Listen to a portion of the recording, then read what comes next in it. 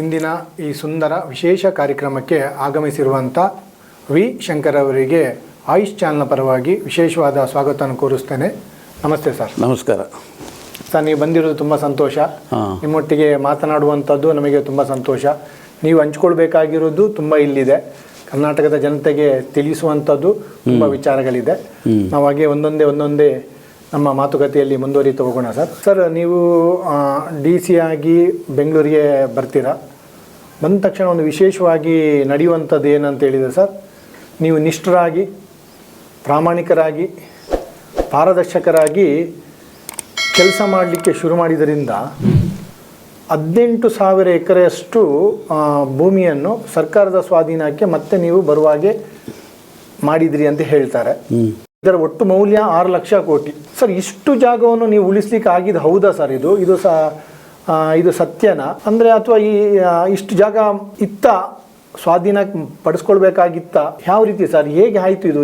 ಯಾವ ರೀತಿ ನೀವು ಮುಂದುವರೆದ್ರಿ? ಶ್ರೀ ಶ್ರೀ ಶ್ರೀ ದತ್ತಗುರು ಸದಾನಂದ ಮಹಾರಾಜರ ಪಾದಕಮಲಗಳಿಗೆ ವಂದಿಸಿ, ಎಲ್ಲ ಭಕ್ತರಿಗೂ ನಮಸ್ಕರಿಸಿ, ತಾವು ಕೇಳಿದ ಪ್ರಶ್ನೆಗಳಿಗೆ ಉತ್ತರವನ್ನು ಕೊಡಲಿಕ್ಕೆ ಇಚ್ಛೆ ಪಡ್ತೀನಿ. ಕರೆಕ್ಟಾಗಿ 18,860 ಎಕರೆ ಒತ್ತುವರಿಯಾಗಿದ್ದ 18,860 ಎಕರೆ ಸರ್ಕಾರಿ ಜಮೀನು ಒತ್ತುವರಿಯಾಗಿದ್ದನ್ನು ತೆರವುಗೊಳಿಸಿ ಸರ್ಕಾರದ ವಶಕ್ಕೆ ಪಡ್ಕೊಂಡಿದ್ದೀವಿ. ಅದರಲ್ಲಿ ಭಾಳಷ್ಟು ದೊಡ್ಡ ದೊಡ್ಡ ಕಂಪನಿಗಳು ಎಲ್ಲ ಇದ್ದಾವೆ. ಅಂಥದ್ದು ಮುಲಾಜಿಲ್ಲದೆ ಎಲ್ರಿಗೂ ಒಂದೇ ಮಾರ್ಗದಲ್ಲಿ ನಾವು ತೆರವುಗೊಳಿಸಿದ್ದೀವಿ. ಅದನ್ನು ಯಾವ ರೀತಿ ನೀವು ಪತ್ತೆ ಹಚ್ಚಿದ್ರಿ ಅಂತ ಕೇಳ್ತಾ ಇದ್ದೀರಾ. ನಮ್ಮ ಕಂದಾಯ ಇಲಾಖೆಯಲ್ಲಿ ಆಕಾರ ಬಂದ್ ಅಂತಿರುತ್ತೆ.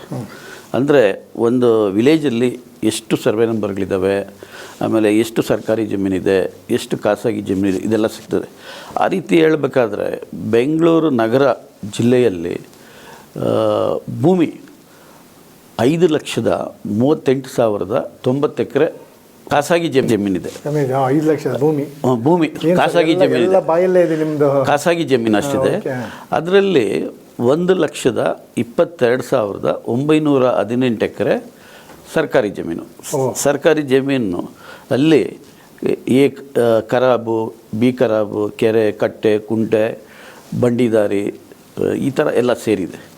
ಅದರಲ್ಲಿ ಒಟ್ಟು ಬೆಂಗಳೂರು ನಗರ ಜಿಲ್ಲೆಗೆ ಸಂಬಂಧಪಟ್ಟಂತೆ ಹೇಳೋದಾದರೆ 2,208 ಎಕರೆ, 2,208 ಕಿಲೋಮೀಟರ್ ವಿಸ್ತೀರ್ಣ, 2,208 ಕಿಲೋಮೀಟರ್ ವಿಸ್ತೀರ್ಣ ಬೆಂಗಳೂರು ನಗರ ಜಿಲ್ಲೆ ವ್ಯಾಪ್ತಿ. ಅದರಲ್ಲಿ ಖಾಸಗಿ ಜಮೀನು 5,38,090 ಎಕರೆ. ಆಮೇಲೆ ಸರ್ಕಾರಿ ಜಮೀನು 1,22,918 ಎಕರೆ. ಇದರಲ್ಲಿ ಎಷ್ಟು ಒತ್ತುವರಿ ಆಗಿದೆ ಅನ್ನೋದ್ರ ಬಗ್ಗೆ ಆಕಾರ ಬಂದ ಮುಖಾಂತರ ನಾವು ಖಚಿತಪಡಿಸ್ಕೊಂಡು ಒತ್ತುವರಿ ತೆರವಿಗೆ ಪ್ರಾರಂಭ ಮಾಡಿದ್ವಿ. ನಾನು 14ನಲ್ಲಿ ಅಧಿಕಾರ ವಹಿಸ್ಕೊಳ್ತಾ ಇದ್ದಂಗೆ ಕೆಲವೇ ದಿನಗಳಲ್ಲಿ ತಮ್ಮ ಗಮನಕ್ಕೆ ತರ್ತೀನಿ, ಹೈಕೋರ್ಟಿಂದ ಒಂದು ನ್ಯಾಯಾಂಗ ಉಲ್ಲಂಘನೆ ಆಗಿದೆ ಅಂದರೆ ಒಂದು ಕಂಟೆಂಪ್ಟ್ ಆಫ್ ಕೋರ್ಟ್ ಒಂದು ಆದೇಶ ಹೊರಡಿಸಿದ್ರು. ಅದೇನು ಅಂದರೆ ಸಾರಕ್ಕಿ, ಪುಟ್ಟೇನಹಳ್ಳಿ, ಜರಗೇನಹಳ್ಳಿ, JP ನಗರ ಹೃದಯ ಭಾಗದಲ್ಲಿರೋಂಥ 3 ಕೆರೆಗಳನ್ನ 54 ಎಕರೆ ಜಮೀನು ಒತ್ತುವರಿ ಆಗಿತ್ತು. ಒತ್ತುವರಿ ಅಂದರೆ BDAಯಿಂದ 30-40 ಸೈಟ್ ಕೊಟ್ಟರೆ 60-40 ಮಾಡ್ಕೊತಾರೆ. ಹೀಗೆ ಅಂದರೆ ಕೆರೆ ಜಮೀನೆಲ್ಲ ವಶಪಡಿಸ್ಕೊಂಡಿರ್ತಾರೆ. ಅದನ್ನು ನಾನು ಬರ್ಲಿಕ್ಕೆ ಮೊದಲೇ ಅಲ್ಲಿನ ಎನ್ವೈರ್ಮೆಂಟಲಿಸ್ಟು, ಸಾಮಾಜಿಕ ಕಾರ್ಯಕರ್ತರು ಅವರೆಲ್ಲ ಕೋರ್ಟ್ಗೆ ಹೋಗಿರ್ತಾರೆ. ಕೋರ್ಟಲ್ಲಿ ತೆರವುಗೊಳಿಸ್ಬೇಕು ಅಂತ ಆದೇಶ ಮಾಡಿರ್ತಾರೆ. ಆ 3 ಕೋರ್ಟ್ ಕ್ಲಿಯರಾಗಿ. ಅದಕ್ಕೆ ಇವರು ತೆರವುಗೊಳಿಸಿರಲ್ಲ. ಆಮೇಲೆ ಕಂಟೆಂಪ್ಟ್ ಆಗ್ತಾರೆ ಅವರು. ಕಂಟೆಂಪ್ಟ್ ಆಗ್ತಾಗೆ ಹೈಕೋರ್ಟು ಚೀಫ್ ಸೆಕ್ರೆಟರಿಗೆ ನೋಟಿಸ್ ಕೊಡ್ತಾರೆ, ಜಿಲ್ಲಾಧಿಕಾರಿನೂ ಪರ್ಸನಲ್ ಅಪಿಯರೆನ್ಸ್ ಅಂತ ಹೇಳ್ತಾರೆ, ತಹಶೀಲ್ದಾರ್ನ ಯಾಕೆ ಜೈಲಿಗೆ ಕಳಿಸ್ಬಾರ್ದು ಅಂತ ನೋಟಿಸ್ ಕೊಡ್ತಾರೆ. ಆ ಒಂದು ವಿಚಾರದಲ್ಲಿ ನಾನು ಸ್ವಲ್ಪ ಹೊಸದಾಗಿ ರಿಪೋರ್ಟ್ ಮಾಡ್ಕೊಂಡಿದ್ದಲ್ಲ, ಒಂದು ಕೋರ್ಟಿಂದ ಟೈಮ್ ತಗೊಂಡು ಒಂದು ಮೀಟಿಂಗ್ ಮಾಡಿ ಇದೆಲ್ಲ ತಗೊಂಡು ಒತ್ತುವರಿ ತೆರವುಗೊಳಿಸ್ಲಿಕ್ಕೆ ಶುರು ಮಾಡಿದೆ. ಅಂದರೆ ನಿಮಗೆ ಮಾಹಿತಿ ಇರಲಿ, ಏರಿಯಲ್ ಸರ್ವೆ ಮಾಡಿ, ಅಂದರೆ ಯಾರಿಗೂ ತೊಂದರೆ ಆಗಬಾರ್ದು. ಈ 30-40 ಸೈಟ್ ಇದೆ ಅವನಿಗೆ, ಆಮೇಲೆ ಅವನು 60-40 ಮಾಡ್ಕೊಂಡಿರ್ತಾನೆ.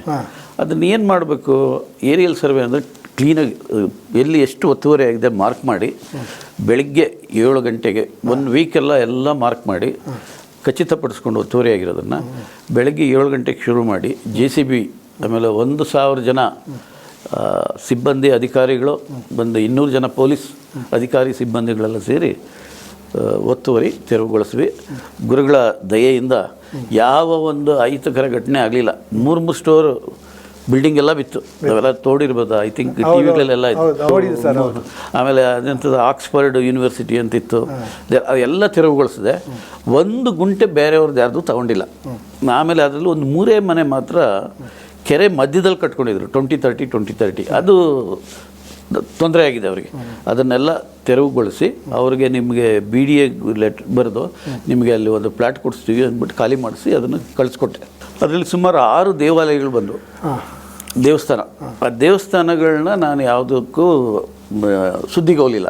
ದೇವಸ್ಥಾನ ಸರ್ಕಾರಿ ಕೆರೆ ಜಾಗದಲ್ಲಿ ದೇವಸ್ಥಾನ ಕಟ್ಟಿದ್ರು, ಅದನ್ನು ಹಿಂದೂಗಳ ಧಾರ್ಮಿಕ ಭಾವನೆಗೆ ಧಕ್ಕೆ ಬರಬಾರ್ದು.